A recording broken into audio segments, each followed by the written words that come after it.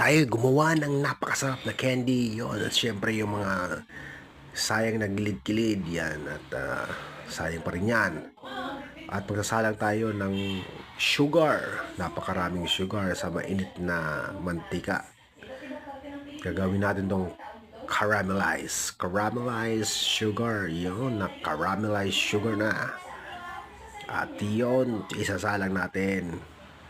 Kailangan natin i-separate dahil hindi magkakasya habang tumigas ito ay papaikot-ikutin at yun, ilalagay sa sterilized na flour with some flour. Ayan yung mga sayang na yan. Siyempre, dapat hindi walang sayang, matipid. Lalagyan natin ng konting harina at imamasa-masahin natin gamit ang sterilized pangmasa.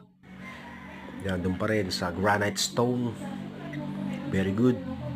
And by the virtue and power of the gravity, we will push and pull and push and pull to maintain its integrity and thickness, to maintain the elasticity of the candy.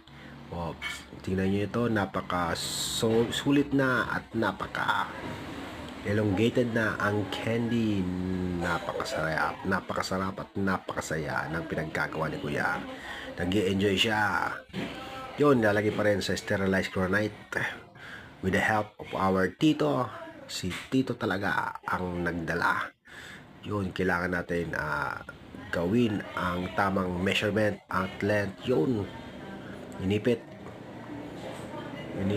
at kukunin natin ang tamang length. Pag nakuha natin ang tamang length, tamang haba, ito ay puputulin ni Manong, yun, ni Mang Kanor.